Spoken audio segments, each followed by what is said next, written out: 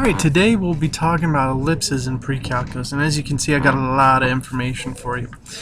Okay, so what it is real fast is an ellipse is a circular-like figure that if you were to take any point on the ellipse, let's say this point, okay, and then you would find the distance from here to the point from this focus, and then you find the distance from that point to the focus here, and then you added it, okay, and then you found this one right here, let's say this point, you found these two numbers and added them together, okay, those would always be constant numbers. So no matter where I'm going on here, the sum of these two distances between the point and the two foci is always going to be constant. That's where this comes from. Okay, and Tycho Brahe is one of the more famous mathematicians to work with this when he was working with planetary motion. Okay, all right. Now the center of an ellipse is obviously going to be once again the same as usual. It's going to be h and k. All right, so pretty simple stuff right there. I'm not even going to talk that much more about it. Now here's some other interesting things that can happen. Okay, the major axis is going to be the longer axis of the two, and its endpoints are going to be the vertices of the ellipse. The minor axis is going to be the shorter of the two axes, and its endpoints are going to be the co-vertices. Okay, so there's a lot of stuff flying around in there. All right, and that there is a difference between the two. Okay, now the foci are going to be these 2 points in the middle, and they're always going to be equal. Well, not equal. They're going to be equidistant from the center, and they're going to be equidistant from the vertices. Okay, all right. Now here's the formulas. Now if you remember working on this in Algebra 2, you probably dealt with ones where you didn't have the h and the k, and so that just changes the foci, the vertices, and the y-intercepts and x-intercepts a little bit. Okay. Alright, so here's the formulas all set up, just like when you worked on it in Algebra 2. Okay, here's c squared. C squared is going to be a squared minus b squared, and a is going to be bigger than b, always, for an ellipse. Okay. Alright, and here's how to tell the difference between a horizontal and a vertical ellipse. Okay, the horizontal ellipse, a is going to be underneath the x, okay, and the vertical ellipse, the a is going to be under the y. So in other words, the bigger numbers under the y, the bigger numbers underneath the x for horizontal. Now if you wanted to calculate eccentricity, you can take c and divide it by a, and you find that number. Now the closer it is to 0, the foci are going to be close to the center. But the closer it is to 1, the foci are going to be stretched out from the center. Okay. Now let's start dealing with some problems with actual ellipses. Now there is going to be one on the message board, but it's going to be a little bit off in terms of the center. Okay. Alright, so using our formula sheet, you can actually derive a lot of this information that you need to actually find the equation of ellipse, just given that the vertex and the co-vertex are these 2 points. Okay. Alright, so if we look at our formula, when the vertex is pretty much, I'd say the bigger number is right here in the y-coordinate, you're probably dealing with a vertical ellipse. Okay. Alright, so that makes this right here, this vertex, this is going to be A, and this one's going to be B. Now as you can see, there's no change in the other 2 points, so that probably means that the center is going to be equal to 0, 0. Okay, now if that had changed, obviously we would have some different numbers. Alright, now first off, I would highly recommend get C first, since C is going to be the square root of, what is that, 36 minus 25, which would be 11. Okay, so C is going to be that. Alright, now if I just wanted to set up the formula, I could actually just set it up right now. Okay, but I also want to find the foci. So the foci is going to be equal to, alright, and if you use your formula sheet, you'll find that it's going to be 0, 241, root 11, And you can write both of them with just with a plus or minus right in there. So there's the foci. Now my actual equation is going to be x squared divided by 25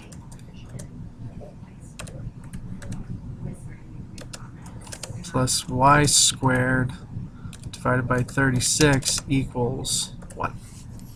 Okay, and voila, I actually have a pretty simple equation all set up. Now, let's start working with some of this stuff. What information can you get from this? Okay, so what we can get is the center. The center is actually going to be at 3, 5. Okay. Alright, now the foci are going to be a little bit interesting. Now if you notice the bigger number, well, it just so happens to turn out I have 36 and 25 again. How funny. Okay, so the foci I have to actually find C.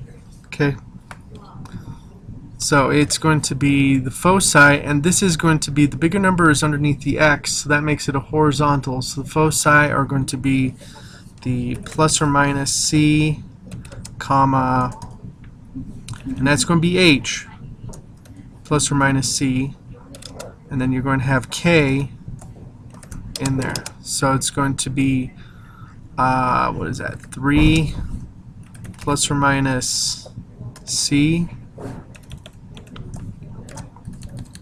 okay, and then 5 is going to be the other part. Okay, so that one's pretty simple. Okay, now the vertices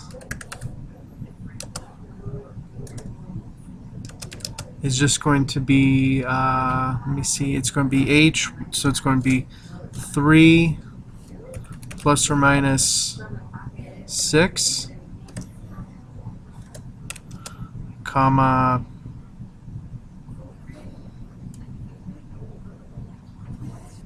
comma 5, okay, and then the co-vertices is going to be 3, 5 plus or minus 5, because we have to add the b part to it right there. Let me see, what else could we get? We could actually get the length right here, and obviously this would just turn into 9, 5 and negative 3, 5. That would be the 2 right there.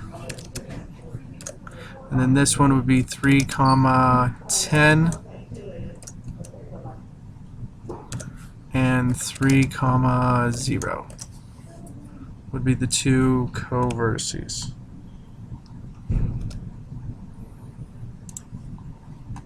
Okay, now obviously we have to find c first, so let's find c, and c is going to be the square root. Well, it's going to be pretty much the same thing as what we did up here. I accidentally got the same numbers, so it's going to be the square root of 11. Okay, so the foci, and I can write this just as one point. This is going to be 3 plus or minus the square root of 11, 5, and just have it right there. Now if I wanted a rough estimate, obviously I would find 3 plus root 11 and then 3 minus root 11 for the other part. Okay. Alright, and the length right here, some more information as I can get. The length will actually be, of the vertices, is going to be 2 times a, so that will be 12. And the length right here would obviously be 10, because it's just, you know, it's a length of 5. Okay, it's 2 times b. Okay. Alright, let's go ahead and start on the next part. Okay. Okay, so this one's going to be completing the square again, except I'm going to have to factor out something first. So on this one, if you notice, they both have a 4 in common. So I'm going to have 4, comma, x squared minus 10x. Okay, now I'm going to go ahead and complete the square. So when I factor, I'm sorry, half of 10 is going to be 5, and that's going to be a plus 25. Now here's the tricky part when I bring it out. So we'll do the other one first. So this is going to be a 9 in front because they both have a 9 in common. And y squared plus 4y plus 4 is going to be right there too. Now on the other side I'm going to have negative 100. Okay, now here's the tricky thing is that when I bring, if you remember, I have to add the same number to both sides, but I factor it out of 4. So what I'm going to do is when I bring the plus 25 over here, I'm going to times it by 4. So that's going to be plus 100. Okay, and then this one's going to be also plus the 36. Okay, so I leave it all written out. So this is going to be 4 comma, I'm going to factor it, so this is going to be x minus 5 squared. Okay, so that's going to be that part there. Now this next part, I'm going to have the 9 in front, and this is going to be y plus 2 squared. Okay, now on this side it's just going to be equal to 36, because if you notice, this whole thing just cancels out to 36. Okay, all right. And then what I'm going to do is I'm going to divide everything by 36. So here's what I'm going to get. Okay, so it's all simplified to this. All right, so I can get some major information from it. Okay, and I'll write that out real fast. All right, so here's all the major information you can get from this. Now you're probably wondering where the foci came from. Well, the foci is going to be the square root, square root of 81. No, that's, I did make a major mistake with that. So that's just going to be 9 minus 4, so that's a square root of 5. So my mistake. I was wondering why this was such a really big square root. That's a huge number. Okay, so that just turns into root 5. So always double check your stuff. And so you just go 9 squared, I accidentally did 9 squared minus 4 squared, when in fact this is a squared and this is b squared. So this just turns out to be this. Okay, so there's the versions that you get. Alright, so the next one we'll work on next. Okay, so the center we know is 1, 2. So we know that it's going to be x minus 1 squared, and I'll write this out so you guys can see it. Alright, good. So it's going to be x minus 1 squared over a squared plus y minus 2 squared over b squared equals 1. So what I'm going to do is I'm going to actually use the 2 points given to actually find what a squared and b squared are, and once I know those I should be able to get it. Okay, so if we take a look at this, if I put this one in first, I put a 1 in here first, I'm going to get something nice, and you probably have already seen it. Alright, so this all turns into something nice. Now here's the really cool thing, is that we got 1 minus 1 here, so that disappears. Alright, and I'm left with just b squared, so this actually turns into 0, so we don't pay attention to this. And this becomes 2 squared over b squared. And then we cross multiply the b squared, and we get 4 equals b squared. Now here's how we get a squared. We plug in the other point. And so when we plug in 5 and 2, this is obviously going to cancel out to 0. And I've got 5 minus 1, which is, oops, wow, I'm so glad the math I'm doing is so excellent. So let me fix that real fast. Okay, so I went back and changed that real fast because 5 minus 1 is 4 squared. Okay, well 5 minus 1 squared is going to be 4 squared. We multiply it by the a squared and we get 16 equals. And there's my other mistake. As you can see, this is coming to the tail end of this. Okay, but the cool thing is that you can actually derive these formulas, so you can actually go back to the original and replace it. So if we move this real fast, let's get rid of those. You can replace the a squared with 16, and you can replace the b squared with 4. Okay, we can scoot that over a little bit so you can actually see it. And then we can move the fraction bar back, and voila, you actually have your equation right there. So you can actually derive an equation just from 2 points known and the center point. Now here's the key. The 2 points known, we probably want to make sure that one of them is going to cancel out either the x or the y, so that we're all done. Okay. Alright, that's it for working with ellipses. I will talk to you later. Bye.